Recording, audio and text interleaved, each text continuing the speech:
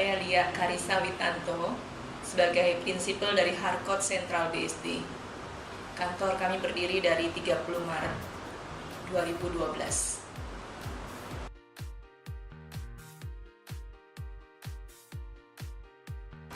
Mengenai Harcourt, brand dari New Zealand, luar negeri, itu sangat mendukung di dalam bisnis kami, karena setiap klien yang melihat Harcourt, mereka langsung trust dan mau bertransaksi dengan kita. Itu satu keunggulan dan satu keberuntungan buat setiap yang memiliki franchise Harcourt, terutama dalam masa ke depan ini. Akta, MEA akan datang. Itu sangat-sangat diperlukan untuk kita berbisnis dengan franchise asing.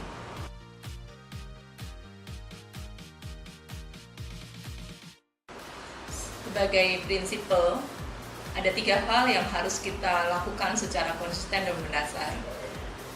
Yang pertama, kita harus terus-menerus memotivasi marketing kita, membimbing mereka. Itu diperlukan karena mereka harus terus-menerus diajar untuk fokus. Yang kedua, kitanya sendiri harus menjadi teladan. Bagaimana mereka bisa terus maju kalau mereka tidak melihat satu pattern di dalam diri kita. Kita pun harus fokus, harus concern dengan apa yang kita kerjakan, dan harus merangkul mereka. Dan yang ketiga adalah kita terus mengembangkan diri. Mengembangkan diri dalam arti bukan hanya pengetahuan properti, tetapi juga relasi dengan baik dengan agen-agen lain, sehingga kita bertambah-tambah di dalam knowledge, di dalam pengenalan akan satu metode yang baru dan sebagainya. Juga dengan hubungan dengan developer, itu pun penting. Itu 3 hal mendasar yang harus kita lakukan sebagai prinsipal.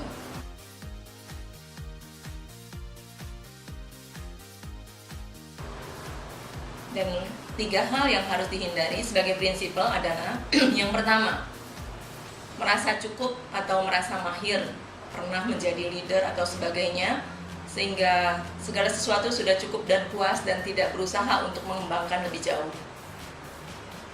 Yang kedua adalah kita menganggap marketing kita itu bawahan kita, sehingga kita seringkali memerintah dan tidak memperhatikan kebutuhan mereka. Itu sangat tidak boleh dilakukan, karena marketing adalah partner kita di dalam bekerja. Lalu perlakukanlah dia sebagai partner kita, sehingga kita terus-menerus bisa tahu apa yang mereka butuhkan. Lalu yang ketiga, harus fokus. Jangan sampai tidak fokus atau cepat menyerah karena banyak masalah.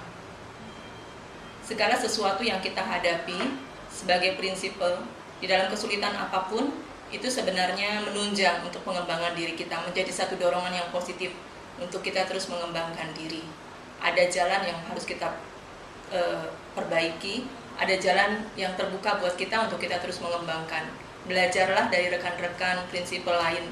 Itulah sebabnya kita perlu berelasi dengan mereka.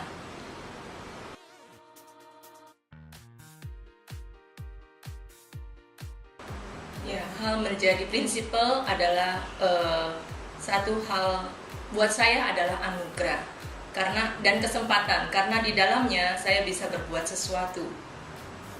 Seringkali saya memikirkan banyak orang yang bergabung di kantor saya, dalam hal ini Harcourt.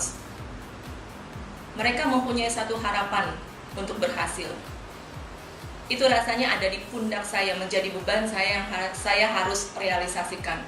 Dan itu menjadi dorongan kuat untuk saya terus-menerus mengembangkan, baik itu kantor, di dalamnya ada marketing yang berharap. Sehingga itu menjadi satu motivasi saya yang kuat. Saya ingin sekali mereka bisa menikmati dan mencicipi hasil dari karya mereka. Dan itu oleh sebab itu saya terus mendorong mereka untuk terus maju dan maju. Mendorong mereka untuk melakukan hal-hal yang menuju keberhasilan. Dan itu hal yang sangat berarti buat saya ketika melihat mereka bisa melakukannya dengan sukses.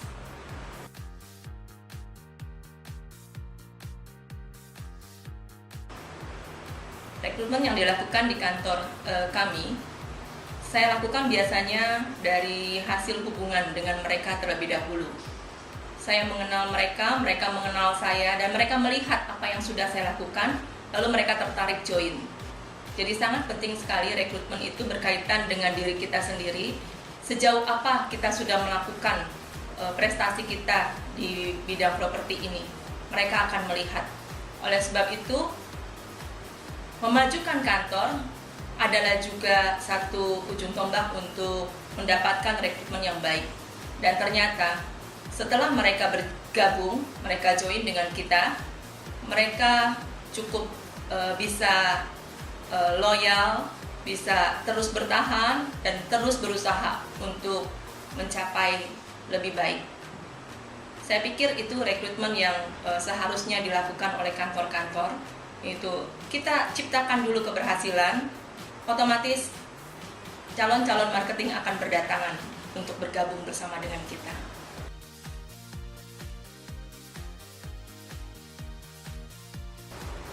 Training yang saya lakukan di kantor itu kebanyakan dari hasil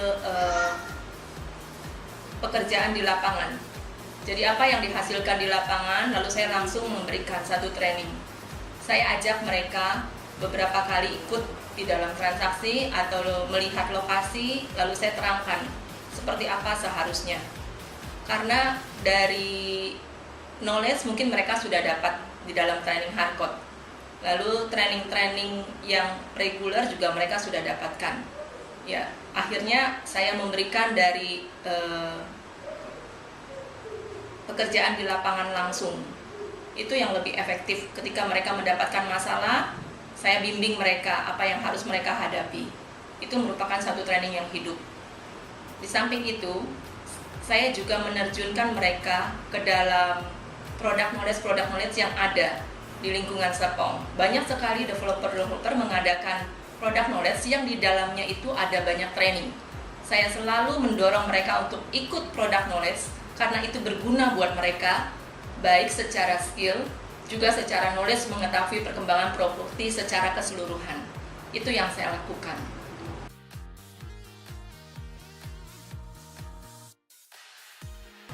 Saya mengadakan atau melakukan coaching kepada marketing saya dimulai dari pertama kali dia masuk. Ketika dia interview, saya menggali sejauh mungkin apa sih yang mereka harapkan. Nah, dari sana saya mulai membimbing mereka, dan secara pribadi saya sering mengingatkan apa yang mereka butuhkan, apa yang mereka mau capai. Sesekali ketika mereka ada masalah, saya masuk secara pribadi sehingga mereka boleh dikuatkan lagi, dan mereka ada beberapa yang sudah undur datang lagi ke kantor karena mereka terus-menerus saya coba bantu secara pribadi, baik masalah pribadi maupun masalah teknik di kantor yang ada. Dan coaching ini mereka dapatkan juga dari apa yang saya lakukan sehari-hari. Itu menjadi peta mereka, sehingga mereka belajar dari hal itu dan terus termotivasi untuk melakukan apa yang pernah saya katakan. Karena seharusnya seorang leader, apa yang dikatakan itu yang dilakukan.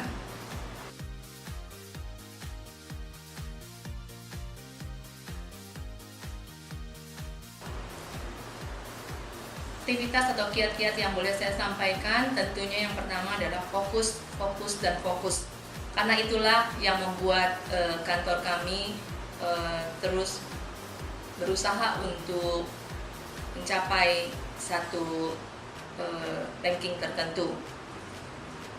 Tetapi di balik itu semua juga harus dilakukan satu relasi dengan agen-agen yang lain, karena di sana kita akan banyak mendapatkan ide, di sana kita akan dapat membanyakan inspirasi untuk disampaikan kepada marketing kami. Saya saat ini bergabung bersama 10 agent di kantor properti Serpong yang merupakan lead agent yang bersatu. Kita saling bahu-membahu melihat akan perkembangan properti di sini, juga akan pengembangan marketing yang ada di kantor masing-masing. Itu sungguh sangat menolong. dan sangat menginspirasi saya untuk terus maju, menjadikan marketing dan kantor menjadi lebih baik sehari demi sehari.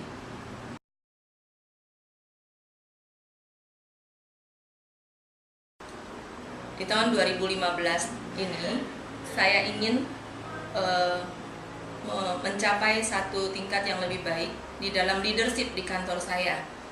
Sekarang ini saya sudah merintis beberapa leadership yang kelihatannya cukup bisa membimbing marketing-marketing yang baru. Perlu diketahui saya melakukan ini dari tahun lalu, yaitu saya mengadakan satu reward untuk leader-leader yang berhasil, dan leader itu nanti akan membimbing lagi marketing-marketing yang di bawahnya. Ada beberapa leader yang saya bentuk, dan saya ingin teruskan itu di tahun 2015 sehingga role ini bisa berjalan dan saya bisa mengembangkan diri di pihak yang lainnya lagi, di bagian yang lainnya lagi, sehingga leadership ini dengan otomatis berjalan membackup saya.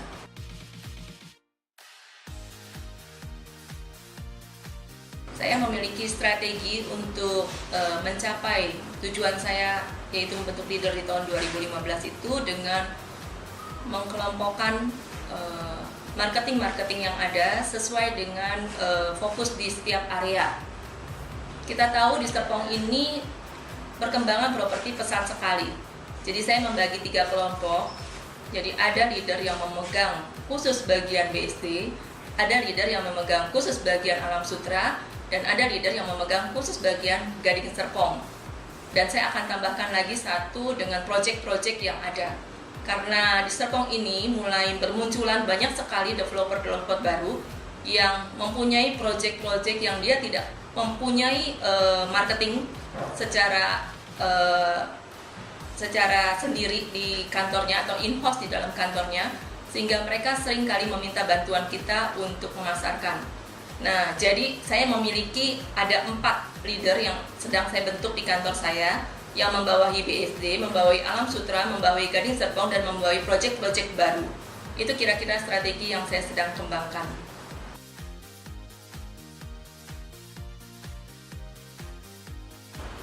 Ya, saya ingin sharing sedikit dari apa yang saya dapatkan dari hasil seminar dan meeting Arebi Banten beberapa waktu yang lalu.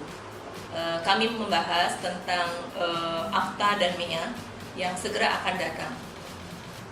Itu didapatkan banyak sekali agen-agen lokal yang merasa masalah dengan hal ini atau belum siap, mengatakan belum siap.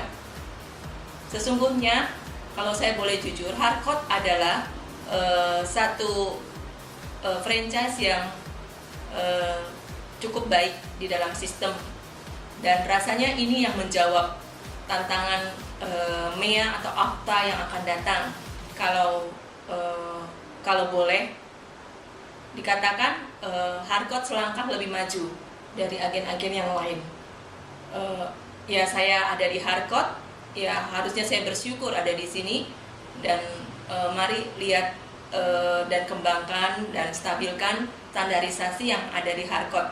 Pasti kita akan bisa menghadapi MEA dan Afta mendatang lebih dari agen-agen yang lain.